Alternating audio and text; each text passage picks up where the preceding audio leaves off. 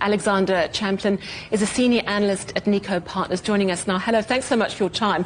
We heard earlier that overseas sales of Chinese games increased 10% in 2025. That's extraordinary growth. What do you attribute that to? I think we've been really impressed with the performance of the games market in China in 2025. We were initially a little bearish, kind of owing to trade tensions and just kind of a fear about the market at the start of the year, but really strong kind of domestic performance, kind of an improving market at home has been great, and then of course game exports has been really impressive this year. We've seen really strong growth from kind of mid-size Chinese developers around mobile games, as well as kind of AAA titles as well. And we're looking forward to what the next year. And I was going to say, for 2026, do you expect to see that growth trend for Chinese games globally to continue? Yeah, so Niko Partners kind of does, a market model at 2 points in the year. And, at the start of the year, we were looking at kind of 2% growth through 2029. And we've updated that at the end of the third quarter to look more like 3% growth going all the way through 2029. So we're pretty bullish on the future outlook. And I think those titles that you're describing are really what's going to kind of open up the market and really the push of Chinese publishers to reach more international consumers.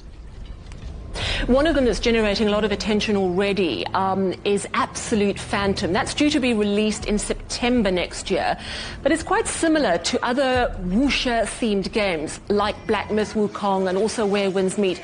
I'm wondering if this Chinese warrior theme is part of the reason for the growing popularity of Chinese games globally. Yeah, I think so. And I think it also kind of helps the market at home. There is this kind of interest in seeing culturally relevant themes represented. Black Myth Wukong was really a fantastic hit for Chinese AAA studios. We also saw the announcement this year that the sequel will be coming out for that title. So, I think this is a trend that we can expect to see continue. But I think growth is being pushed by a lot of segments at kind of the same time.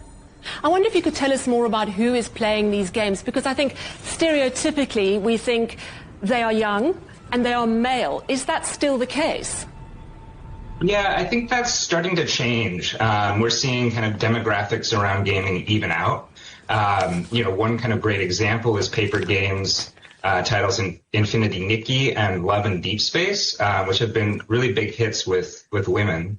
And so I think that's a big part of the games industry growth, is kind of expanding the market into, a kind of a more diverse consumer base. And that's happening, again, kind of at home in China, but also, across the world.